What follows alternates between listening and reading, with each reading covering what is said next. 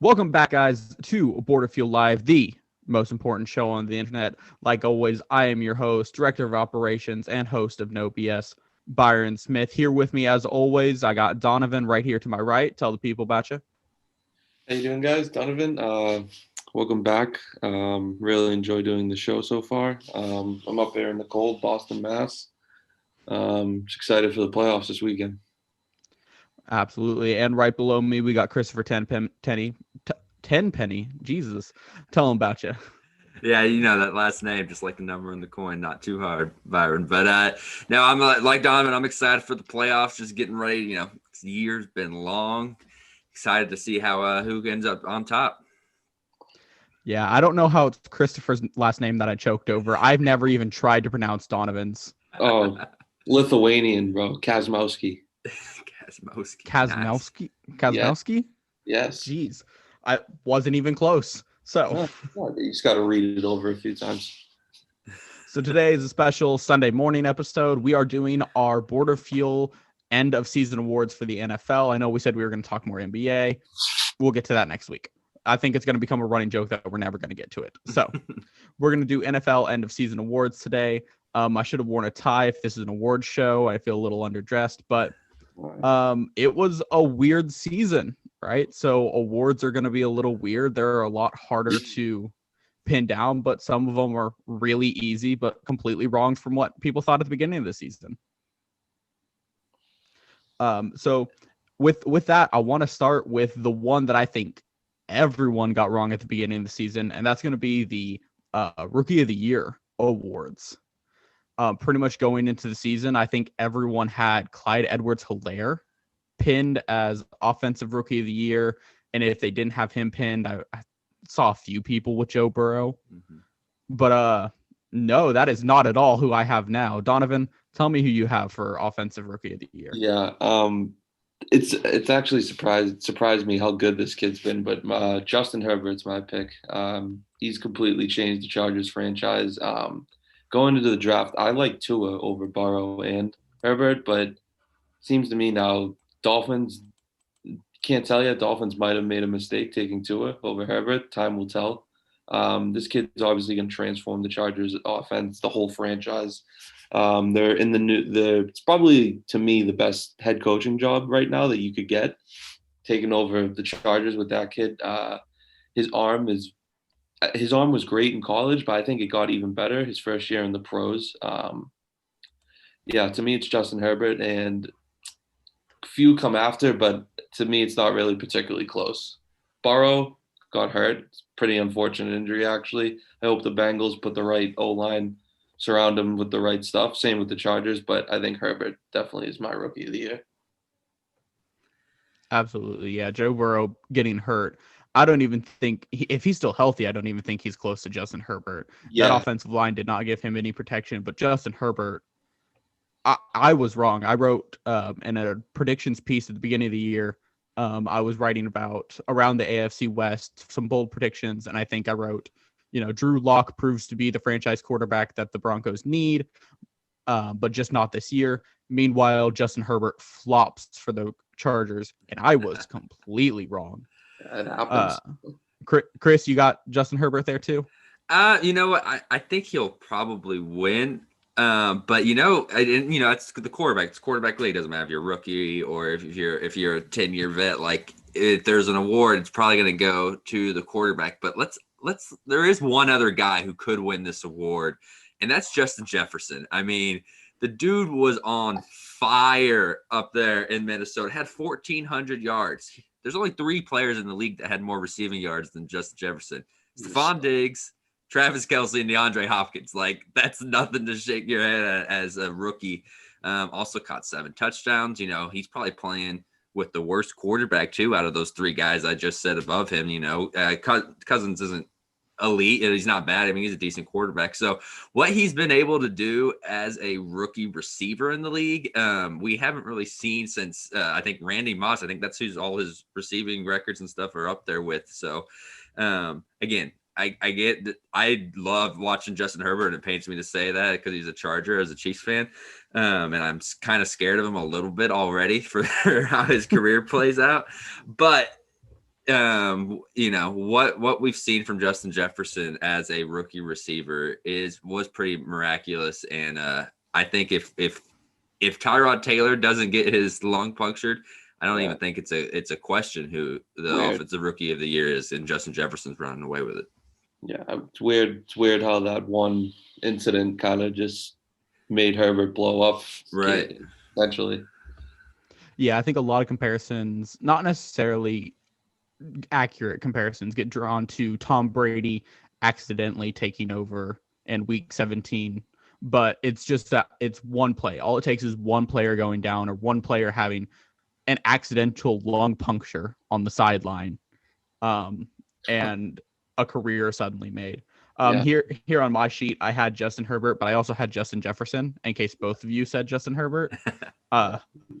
Because the only other person you can even talk about for offensive player of the year is Chase Claypool, and he disappeared after week 7. Right. That whole as did disappeared. Yeah, as did all of the Steelers offense. Yeah. So yeah, you were talking about as a Chiefs fan, Justin Herbert does scare me. He's really good. And what scares me even more is that open head coaching position and everyone pointing Eric Bieniemy in that direction. Eric Bieniemy plus Justin Herbert is not something I want to deal with twice a year as a Chiefs fan. Oh. Former Charger, it makes sense. It absolutely makes sense. Absolutely does. All right, and then for defensive player of the year, there is one candidate. Chase Young's an animal. Sorry. Yeah, Chase Young destroyed any offensive line he came across, which at his position, you're not supposed to do as a rookie. As a rookie, you're supposed to come in, the veteran offensive linemen are supposed to bully you for about a year, maybe even 2, and then you start to get yours. I think Aaron Donald didn't actually come into Aaron Donald until year 2, year 3. Yeah, that's a skip. Chase Young came into the league and got 13 sacks. I think we knew, obviously Joe Burrow, we knew he was going number 1, but you're always going to have questions about quarterback. I think Chase Young in that draft was at least in the top 10, the one prospect that there was absolutely zero questions about. We knew Washington was going to take him. He's been a game changer. That defense is good to begin with, but he's turned that into one of the top pass rushers in the league. He's gonna be after Brady tonight. I'm looking forward to see him and Brady go at it, especially after his comments he made this week. He's very fun to watch. He reminds me a lot of Aaron Donald. He's in the NFC East, so that's not fun for me, but he's a great player to watch. He's going to be a problem for years to come. Yeah, one of the things you have to have when you're talking about these awards is you have to have that play or, that moment. And I think that strip sack where he picks up the ball and like just tosses it in his other hand and runs down the field. Like that's just something that you just can't get out of your head. It's like the Jadeveon Clowney play in college from a few years ago where it's like, this is just a freak of an athlete and it doesn't matter who you are. He's gonna do whatever he can to get after you. And so, he's been ridiculous. Yeah. He's a generational player and talent. He's going to be around for a while. It's so weird that a defensive lineman almost single-handedly made the name redacteds into a playoff team. Yeah. Right. I think without Chase Young, this is a 1-15, 2-14 team. Probably. I mean, I don't know about that. They got athletes at every level. I was talking about this last week. We're going to talk about Washington. Like I love Alex Smith, and we'll probably get to him here in a little bit. But like, if they're a quarterback away from, they got Terry McLaurin, they've got Kendall Fuller in the back, they've got the 4 defensive linemen. Like, I don't know. I think Chase Young's been great, but there are other pieces on that football team. There's definitely talent. I think Ron Rivera definitely coming in changed the culture as well. They're a great story this year. Everything he's been through. They're coming. They do have talent. I like their running back Gibson. Mm-hmm. They have some depth in places where you wouldn't think. I agree though. They are definitely going to be in the market for a quarterback either through the draft or free agency, but I actually think they're going to be around. That defense is only getting better too. They're still quite young. So I think they're going to be good for a little bit. Absolutely. And I don't they're with them making the playoffs, of course, their draft positioning gets screwed up a little bit. And they don't really have the pieces to move up really high in the draft. So I expect them to be looking at free agency. Yeah, that would make sense. They're definitely not going to be in the Cam Newton search. But I have heard their name a lot in the Deshaun Watson search, which is interesting. That's an interesting one. But that's going to move us. We talked about Chase Young and defensive players, and we mentioned Aaron Donald a lot. So let's go to defensive player of the year this year. Not a lot of huge standouts to me. You know, I felt like, and it feels like this every year because it's an offensive league. You know, the defensive players kind of get a little shafted to get to talk about Patrick Mahomes and Lamar Jackson. But yeah, so for defensive player of the year, tell me who you guys got. So, because I went searching and it took me a while to land on mine. You can go, Chris. Obviously Aaron Donald's always a popular pick. I think he's been like the top defensive lineman according to Pro Football Focus since 2014, like every year, which is ridiculous. Had another good year. But like you said, without being like a clear candidate, a guy that I think had the Dolphins made the playoffs, Xavier Howard is a guy that would have gotten a lot of look. 10 interceptions, and I talked about, I have to have that play, that one-handed pick against Patrick Mahomes. Like, guy was taking the ball away on a very resurgent Dolphins defense. Brian Flores had that team playing well. He was a big reason why that they were a 10-win team. I think if they got into the playoffs, I think he would have got a lot more talk. But now that they're out, I don't know.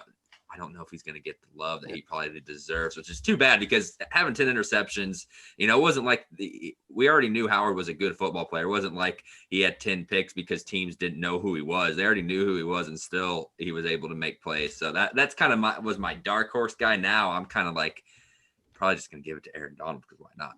Yeah, see, I couldn't agree more.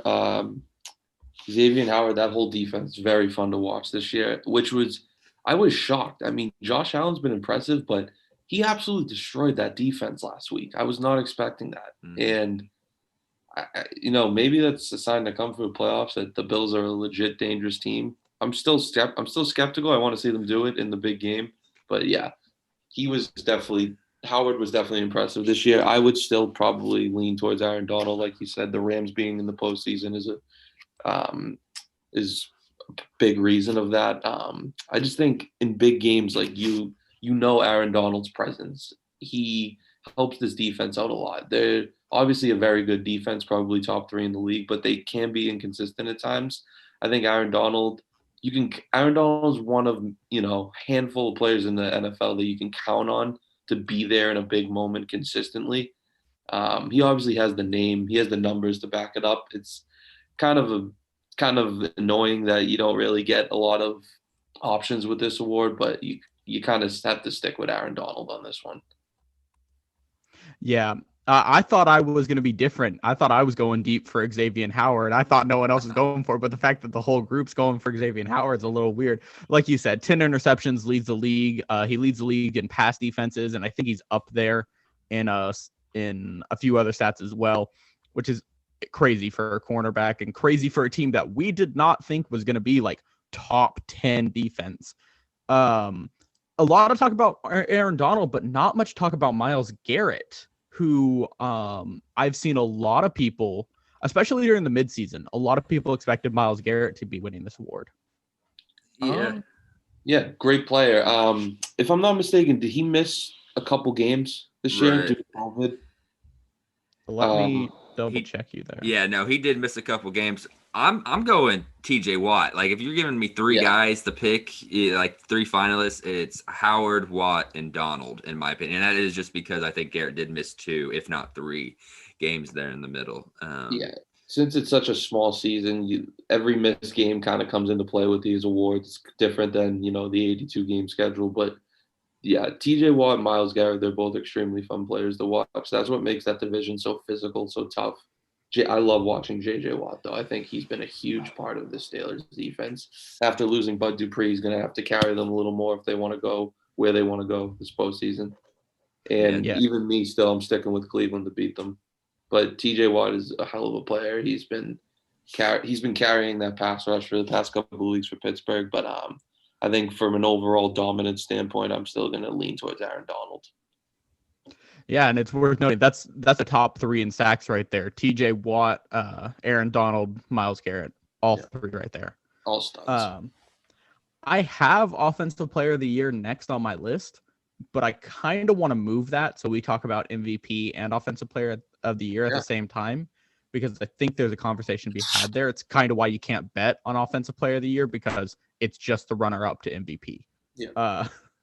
So next on my list is actually Comeback Player of the Year, and if anyone says the wrong answer, you're kicked off the show. Yep, it's Alex Smith. You gotta just give it to him. He's despite his up and down play, the story is just amazing. Like I said, the Washington story in general, with what Alex Smith has gone through, what Ron Rivera has gone through. They gutted it out this season. Obviously, Washington has had their quarterback issues this year with Kyle Allen, Dwayne Haskins. Alex Smith is that veteran leader that they've been relying on week after week. You can see the difference in the offense when he's under center and when he's not. Washington might not be a great team yet, but with Alex Smith, they're going further than any other option they have on that team. I'm always afraid of when he gets pass rush, because I don't want anything else to happen to him. I can see him kind of hesitate on that leg sometimes, but it's impossible not to give it to him. The fact that he's even, walking normally again is nothing short of a miracle and a great story. So it'd be wrong not to give it to Alex Smith.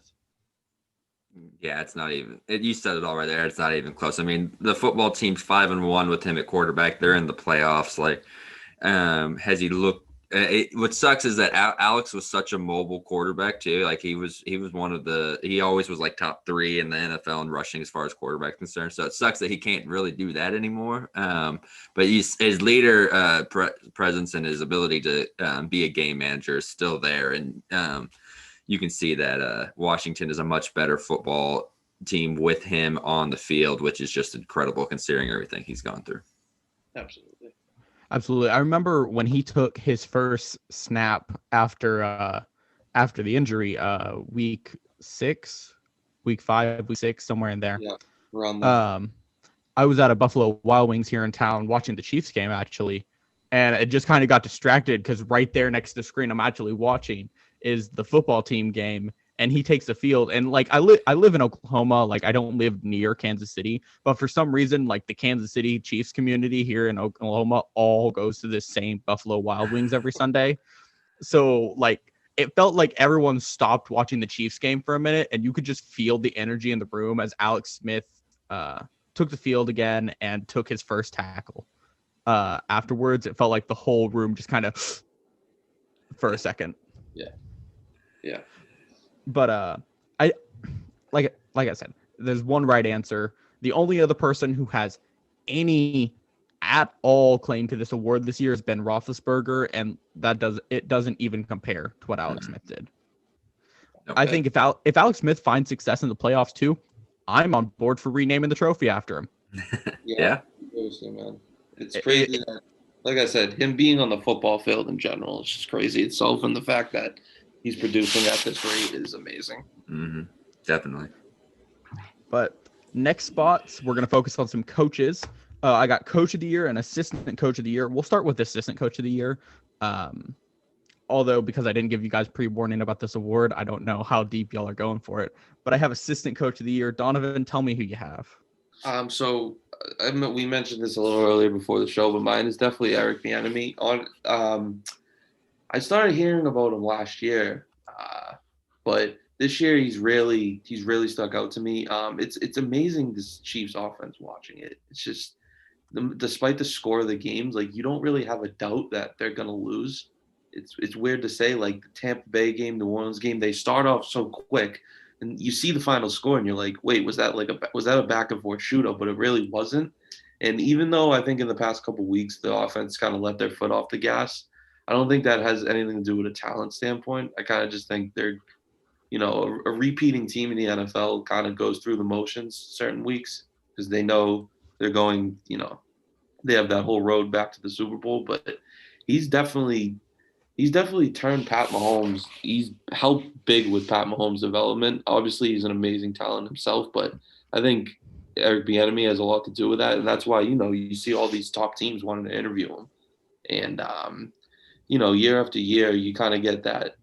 Like Josh McDaniels has been trying so long to kind of make himself a head coach. He once was in Denver, didn't really work, but now he kind of wants to slowly move apart from New England. But Eric Bieniemy's kind of been doing this way. Josh McDaniels has been doing it longer than Bieniemy. Bieniemy's getting all of these job opportunities, so I think you can just tell like his knowledge of the game. Wherever he goes, Chargers, Jets, Jags. I think their offense is going to take a significant boost. He's definitely my assistant coach of the year. Yeah.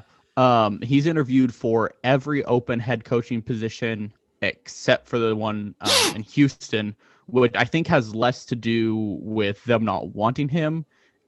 Partially, I think it has to do with him not wanting that position. Anyone who actively wants the Houston position is wrong.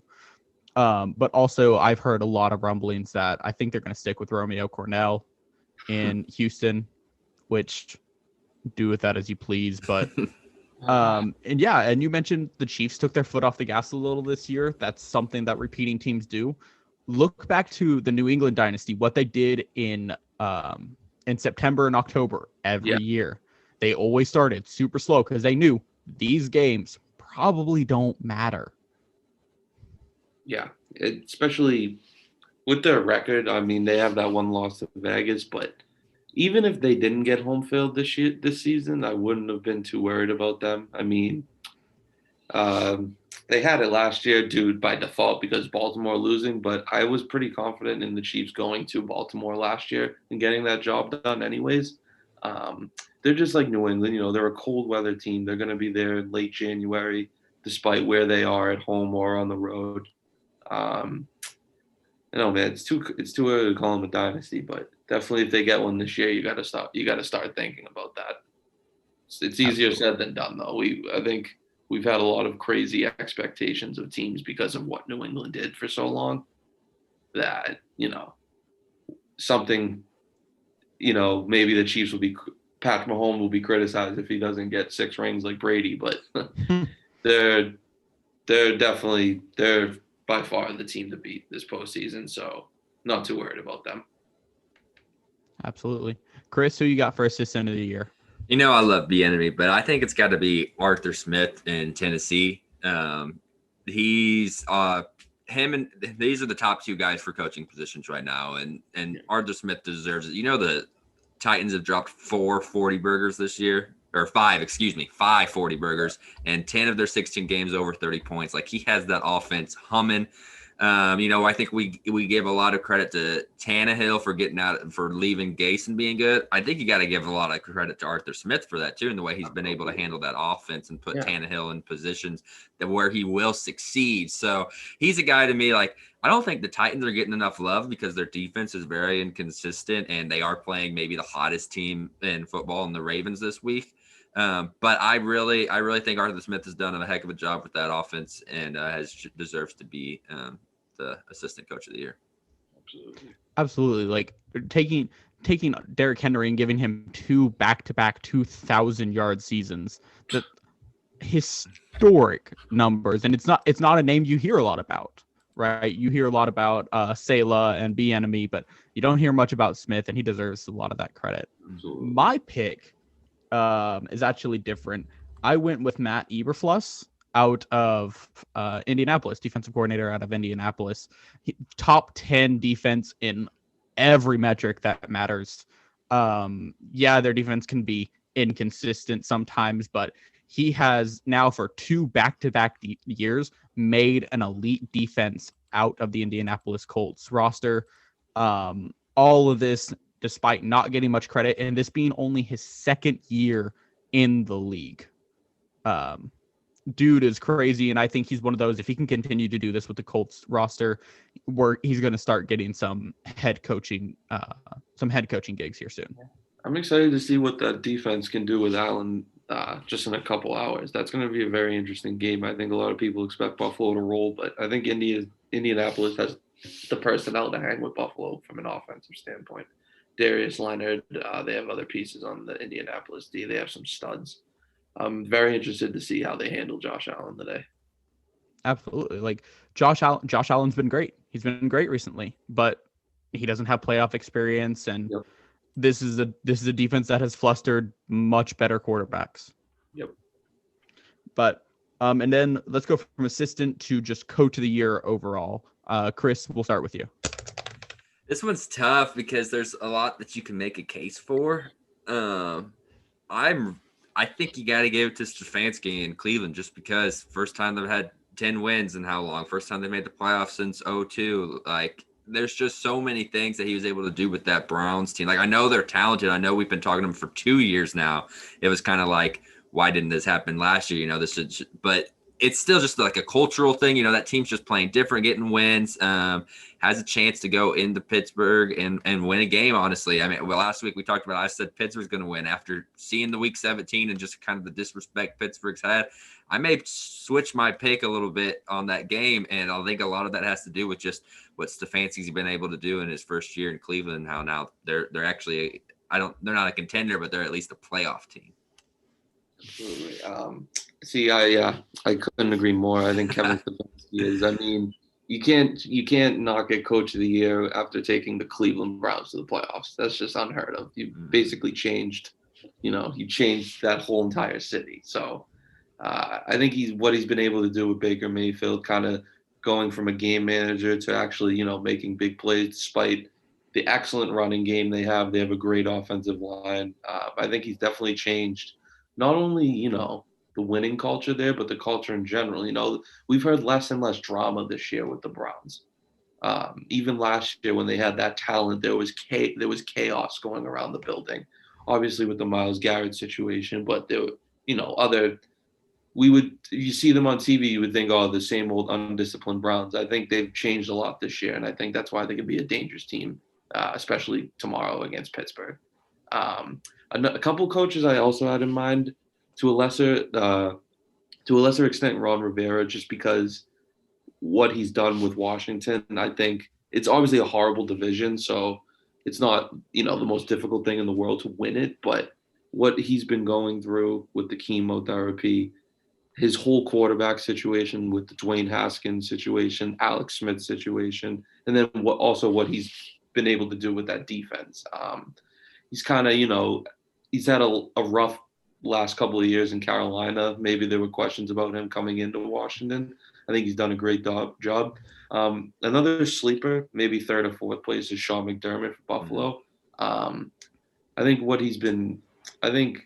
they've maybe taken a small step back defensively, but what he's been able to do on the offensive side of the ball, what he's been able to turn Josh Allen into. Josh Allen wasn't this good in college. I think they've obviously put in the right pieces around him. Going out and getting Stephon Diggs might have been the move of the offseason.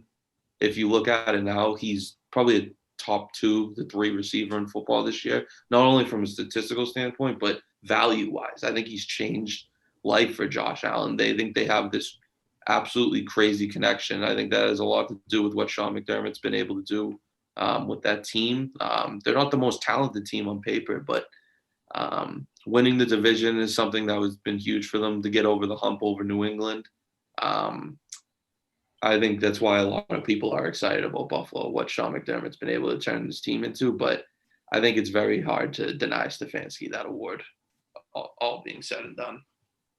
Absolutely. Like Stefanski, like you said, he took the Browns to the playoffs, right? That's not something we thought we'd say in a long time. Something someone says. Like Stefanski's, I think, the easy winner. I think Andy Reid probably deserves a bit more credit than he's gotten. Like minus the week 17 where no starters played, they're 14-1. Yeah. Yeah, but nobody cares. Yeah, I think Andy Reid is also. I mean, we're gonna get to this next probably, but I think with Andy Reid and Mahomes, I think they're going to be the best coach QB combo in the whole league once again. But I think you may see with neither one of them come up with an award. Absolutely. And also you mentioned in the previous segment, Brian Flores deserves a lot more credit for what he turned Miami into. They were third overall pick, and now they were one win away from a playoff spot, and they were probably one Ryan Fitzpatrick coming down with COVID away from a playoff spot. Absolutely. Potentially, yeah. So let's go to the final segment, and Zoom is about to kick us off. So let's try. I'm not saying hurry. We can launch another meeting if we need to. Yep. But yeah. So let's talk about MVP candidates, and this will be our final thought. Donovan, let's start with you. Just please don't get mad at me, either one of you. I think the best quarterback in football is Patrick Mahomes. I think the MVP of this season is Aaron Rodgers. I think it has to do maybe not from a numbers or a talent standpoint, but just storyline. So obviously the Packers went in the first round and drafted Jordan Love. That from the minute I think sparked Aaron Rodgers to kind of have a comeback revenge tour this year. He had that one stinker against Tampa Bay, which was really bad. It was one of the worst games I've seen him play in a while. But other than that, he's been pretty amazing. I think him leading Green Bay to home field, like we talked about last week, is so huge for them come playoff time. I think to stay in Green Bay and have other older quarterbacks come to their stadium in the cold is so huge. And I think maybe the one thing Rodgers has on Mahomes is he barely, really turns the ball over. It's pretty amazing to me. His touchdown to interception ratio is, it kind of goes under the radar year after year because it's pretty amazing. I think him and, like I said, I keep bringing up Mahomes because it's kind of 1A. You could give Mahomes the MVP, and I don't think there'd be an argument. But I think without Rodgers, Green Bay is not where they are right now. And that's not to say the Chiefs wouldn't be anywhere without Mahomes, but I think kind of he carries not only like that roster, but just kind of the feeling of that whole franchise. It's small town Green Bay. He doesn't have an owner to go upstairs and talk to. Like, it's kind of just one of those small market teams that are consistently under pressure every year. And I think Aaron Rodgers is one of those players that can carry a team. I think also going 13-3 2 years in a row is obviously very impressive. Like you can make, and like I said, you can argue for Mahomes all day and you wouldn't be wrong. But to me, this season, the most valuable player in the NFL is Aaron Rodgers to me. And, as much as it pains me, like, I have to agree with you. And the reasoning being is, like, Mahomes isn't going to get any credit for not playing week 17, which should definitely be part of it. But if he plays week 17, he only needs 260 yards and 2 touchdowns to have 5,000 yards, 40 touchdowns, and probably a 15-1 record. Like, that wins you the MVP. Yeah. But without that, he doesn't hit those 2 milestones. Rodgers beats the Bears to get the 1 seed, like, has the storylines going. And it's actually turned into where the narrative's now more like, is Josh Allen deserving of second place, which is crazy. I mean, Josh Allen's been incredible, but that's recency bias right there from the exactly. I mean, Mahomes led his team where he didn't have to. He was the only team with nothing to play for in week 17 that couldn't move their positioning or move up or what was the Kansas City Chiefs. So that has to get credit, but. Again, he doesn't hit the milestone. So you gave it to Rodgers, and there's nothing wrong with it. I mean, dude had 5 interceptions and 48 touchdowns. That's absolutely incredible. We're kind of saying with the Mahomes, like, you could probably give it to him every year. And you say the same thing about Rodgers. You could probably give it to him every year. And at the end of the day, Rodgers had the better numbers this year. And so I have no issue with giving it to him because he at the end of the day probably does deserve it. To me, using the eye test, we all watch football every week, probably all day long, 12 hours on Sunday. But like, if you use the eye test, these two to me, from just talent, accuracy, I think these two are the clear-cut top 2 quarterbacks in the league right now for me. Rodgers is obviously a lot older, but he's still doing amazing things with the football. Maybe, and like I said, you could trust one guy to make one throw, put it right in the receiver's hands. It would be Mahomes or Rodgers. But like we said, I think the whole Jordan Love scenario, the draft, how Rodgers maybe felt disrespected, I think played a huge part in his, his motivation going into the season. I think that's another reason why it's another reason why he wants this award. And he's talked about on on podcasts. I think he went on McAfee's podcast and talked about he actually cares about the MVP, and like players should too. And that's not to say you shouldn't, but I think if he's visibly focused on getting the award, most of the time he will probably win that award. That's the talent he has. Definitely. And like you said with Mahomes, if he played that last game, he would have got 5,000 yards. That just shows how good he is. It's not talked about, and it wasn't enough to win an award. I think that actually speaks more compliments to Mahomes than anything. But okay, so here's my thing, right? So Green Bay's Aaron Rodgers and Patrick Mahomes, of course they did well, but they always do well. Like you guys both said, if they want the award, they're going to win the award, right? We could honestly give the award to Patrick Mahomes every year because he's expected to put up those numbers. He puts up those numbers every year. And yes, we shouldn't take for granted how good Patrick Mahomes is, right? That's when you start running into these issues with like LeBron versus Jordan. We take advantage of how good LeBron is. That's why we can't compare him to Jordan. But these are numbers they put up every year. You know who put up numbers that no one else has put up ever before? Travis Kelce. Yeah. If there's a tight end record, Travis Kelce owns it now. He went and got it in 2020. Most receiving yards in a season, Travis Kelce. Most receiving yards per game, Travis Kelce. Most receiving yards per catch by tight end, Travis Kelce. The only tight end record that Travis Kelce didn't break this year is most receiving yards in a single game, which is set by, I want to say Shannon Sharp, with something like 284 in a game. That's the only tight end record that Travis Kelce wasn't able to break this year. If you remove Travis Kelce from the Chiefs offense, it stops working. Yeah. I mean, if, like you said, like, is that more credit? That's, you could put him right next to Mahomes in that MVP conversation. I think they thrive off of each other. It's kind of a Brady Gronk situation.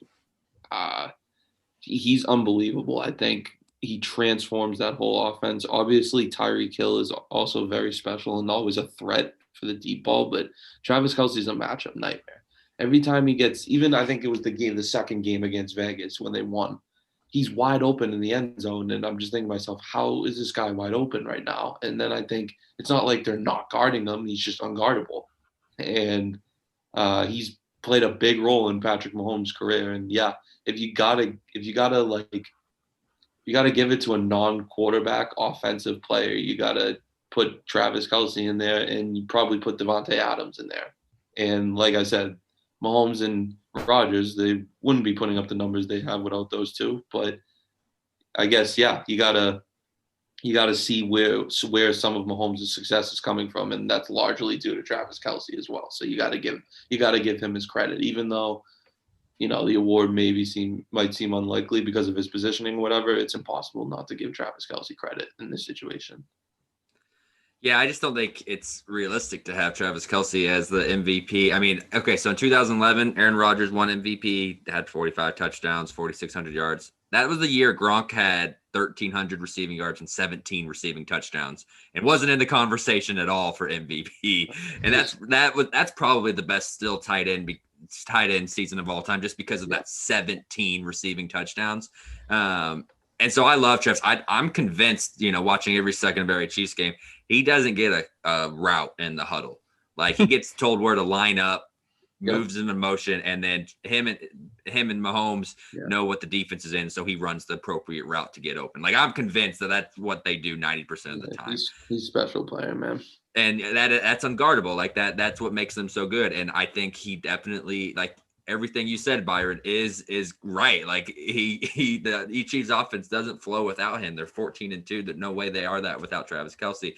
It's just a quarterback award. And so, like, I've get into discussions with this all the time with some buddies. I think that MVP needs to be the award to where anyone can win it, but it's ultimately still the quarterback award. And then offensive player of the year, quarterback should not be allowed to win. Like, Yeah, I think absolutely. we're gonna get to that this year. I think there's 3 candidates for offensive player of the year. I think it's Kelsey, Adams, and Derrick Henry. And Yeah. if we're talking that's like the non-quarterback MVP. I Yep. think that's how it should become. I couldn't agree more. I think if they basically made the MVP a quarterback award, the offensive player of the award should be, a running back or a receiver. Like I said, they don't thrive without each other. Quarterback's the most important position in all of sports, but it's kind of hard to argue a quarterback not being the MVP. But yeah, like you said, offensive player of the year is definitely going to be interesting because there were some special performances this year. But with the MVP conversation, we kind of went into the offensive player of the year conversation here. I have Kelsey for offensive player of the year. If he cannot win the MVP, he deserves the offensive player of the year award. I can't disagree with that. I love the running back position, so I'm a little biased towards Derrick Henry.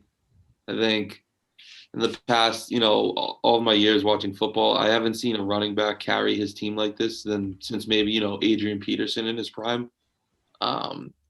Obviously, that's why I had such a huge problem this offseason with Tannehill getting paid before Henry did, because obviously I think a large amount of success and, when Tannehill, led the league in his passer rating last year, it has a lot to do with Derrick Henry. He can move the ball 5-6 yards a carry, get a 25-30 yard run at any point in time. And like we said, and we've seen in the past, that's why this game Sunday is going to be so tough. I think there's and if it happens again Sunday, there's real evidence that, Derrick Henry is the Ravens' kryptonite. And, they can't stop him. And if that happens again, it's going to be, why is Lamar 0-3 in the postseason? And it's 2 of those games, the only reason is Derrick Henry. He's, we see running backs even after getting paid, but starting off their career so well, but it's such a hard position to consistently perform at because of the physical toll you're taking and the reps and, the carries. But he's done it year in and year out, and he seems to be one of the only running backs in the league that gets better, which is scary. You look at example Ezekiel Elliott on the Cowboys. His rookie year, to me, he was the best running back in the league. He obviously had a perfect offensive line in front of him, and you can see what he did this year when it was depleted. And without Dak and without that O-line, he was a shell of himself. And I think if you put Derrick Henry in a certain situation, Tennessee's O-line is good. It's not, I wouldn't say it's excellent. He's one of those players, I think, along with Travis Kelce, that carries an entire offensive unit. And with the running back positioning today, with all the injuries we see and all the declining we see, I think it kind of makes what Henry's doing even more impressive to me. Yeah, and Taylor Lewan, their left tackle, went out. Best offensive lineman probably went out like week 7, and it didn't phase Henry at all. Just to give him that much more credit on a 2,000-yard season. And I'll just kind of round out, I guess, the 3 candidates. I'll make the case for Davante Adams, who was unguardable this year. I mean, he did go to the line with the route every time, but he was open every time he ran that route. Because we talk about Michael Thomas being the best route runner. No, it's Davante Adams. He's a freak. Only played in 14 games this year and went out in the second quarter of one of those games. Had 1,300, over almost 1,400 yards, 18 receiving touchdowns, led the league, and 115 receptions. Dude was unguardable. And I mean, yes, you have Rodgers throwing you the ball, but you have to get open. Aaron Rodgers has him. Yeah, Aaron Rodgers has him. Exactly. Well, perfect. And so I just think those, I don't know if he should win it because, I mean, again, the 14 games does kind of hurt him when you do have Travis Kelce and Derrick Henry out there. But I don't think there would be too many people arguing if they did give it to him, just because when he was on the field, he looks like an offensive player of the year. Yeah. So those are the 3 guys that could win. If anyone else gets it, which I don't think they will, then there can be an uproar. But those are 3 candidates are pretty close. Yeah, I totally agree. They all make the case for it. Just like, Rodgers and Mahomes make a case for MVP. It's kind of what's unique about this year is there's a lot of clear-cut, players who deserve this award. And yeah, I wouldn't have a problem with those 3. It's hard to ignore what Kelsey's doing, but I think from my final argument with this is Davante Adams and Travis Kelce having those two great quarterbacks, which is why I'm kind of leaning towards Derrick Henry in this situation. But all three of them are special players, so there really shouldn't be any problem with any of those players winning that award. But let's wrap it up here. This was a great conversation about awards. I feel like we got some great debate in and everything. Like I said, I am Byron Smith, host here at BF Live, but also at No BS, and you can find me on Twitter at Byron Boref Smith, ByronBorefSmith. And then right there is Donovan. Donovan, tell people where they can find you. How you doing, guys? Find my Twitter at DunnyKaz, DUNNYKAZ. Hope you guys all enjoy the playoffs this weekend. And Chris, tell them about it. You can find me on Twitter at 10penny88, and make sure to follow the Flyover Sports podcast brought to you by Borderfield at Flyover Sports BF. Had a lot of great stuff.